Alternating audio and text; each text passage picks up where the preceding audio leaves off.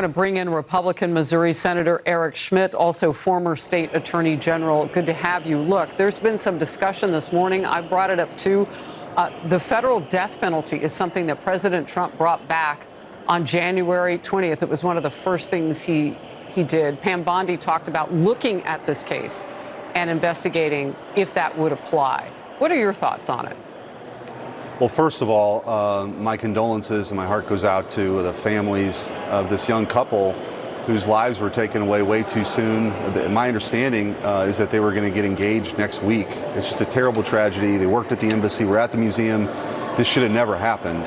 But yeah, I think all the elements present themselves here for a death penalty case if it were to be pursued. It's just it's a vicious murder. I mean, the reports are that that this guy, who's been radicalized and a pro-Hamas terrorist, laid in wait and murdered this couple execution style, and then wanted to be caught. Sat there and chanted "Free Palestine." I mean, it's really a chilling episode, and so our hearts go out to the families. But this is, again, I think, this radicalization of this kind of desire by the pro-Hamas groups to sort of globalize the Intifada, and it's dangerous stuff, and it's here on American soil, and we ought to be concerned. So talk to me about the timing of this, because it seems like under former President Biden, and no one's blaming him for today's murder, but this festered on his watch to the point where we're entering a second year of this on these college universities, most of them Ivy Leagues here on the East Coast,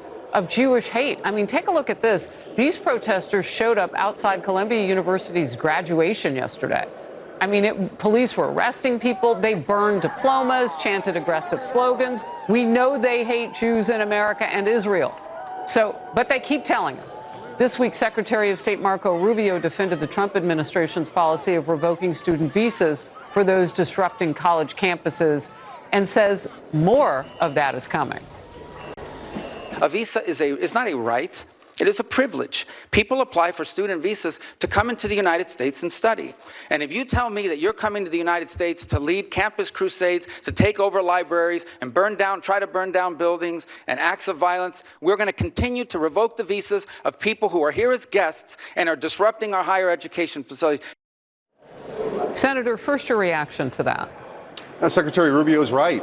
The visas are a privilege. And there can be no room here for the kind of violence we're seeing, the taking over of buildings, the tent cities that they're establishing to disrupt classes. And it's just, and I think, Harris, it's also important to point out, this is much deeper. This is an ideology that has taken root now, and it's not just at these elite institutions. This sort of cultural Marxism, where you divide the room by oppressor and oppressed, and somehow, some way, in this world they've devised, that Jews or Israel should be wiped off the face of the earth is incredibly dangerous. These colleges have coddled this kind of mentality for far too long. We need more of them to speak out and say, this is hate. This is, this is wrong. And by the way, but they're trapped, and they don't want to speak out because so many on the left have pushed this for so long now. They've captured a lot of these institutions, and you're seeing it. We saw the protest after October 7th, these kind of chants, the river to the sea, essentially to murder Jews and Christians. I mean, it's crazy stuff, but it's much deeper than just the last few years. This is part of an ideology that's been pushed by the left now for over a decade. Real quickly, on Capitol Hill, I mean, you're there, Senator. There are Jews in the Senate. I'm thinking of Chuck Schumer. Where are these people as this has been festering and getting worse and getting more violent and all of it? They've chimed in a couple of times, but come on, they could lead the cry for help on this one. Right. Everybody needs to speak out on stuff like this. But I will tell you that the pro-Hamas wing of the Democrat Party is real, and it's growing. And so the Democrats are really in a tough spot here. They shouldn't be. But Chuck Schumer, I mean, it's the ridiculous stuff that Chuck Schumer is doing right now to prove he's the chief resistor of President Trump is really embarrassing for him when he should be spending his time speaking out on stuff like this. Yeah, and speaking of that resistance, liberals really are obsessed with stopping President Trump, particularly when it comes to an adjacent issue to this, because we literally don't still know who Biden let into this country, millions of them. Right. And they're pushing against the president using lawfare with his illegal immigration policies in the middle. He's already deported 8 illegal immigrant criminals to South Sudan.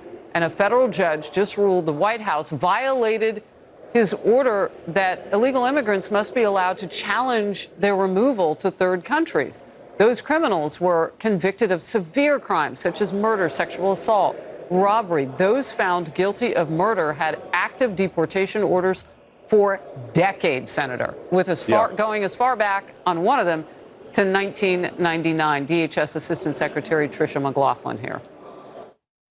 No country on earth wanted to accept them because their crimes are so uniquely monstrous and barbaric. It is absolutely absurd for a district judge to try to dictate the foreign policy and national security of the United States of America.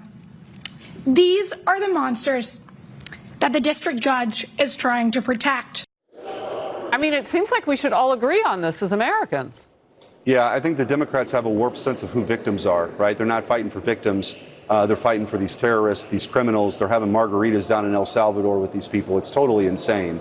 But the good news is, I think at the end of the day, President Trump is going to be successful of his goal of deporting the worst of the worst and more, because mass migration needs to be met with mass deportations, and that's what we should be doing. Actually, I filed a bill this week with Senator Moody from Florida, who is also an attorney general, to expand the expedited removal process. Right now, if you're here for less than 2 years, you don't need to see a judge. An immigration official can get you out without that kind of judicial review, and we want to expand that. So if you've been convicted of a felony, if you're part of a terrorist organization, you're part of a gang, guess what? We're going to identify you and you're gone. So I think we need to have more tools in the toolbox, but the ones President Trump has right now, he's exercising them. As these cases make their way through the courts, I think he's largely going to be successful. It's frustrating to see some of these individualized district court decisions, but in the long run, President Trump is going to fulfill his campaign promise of mass deportations.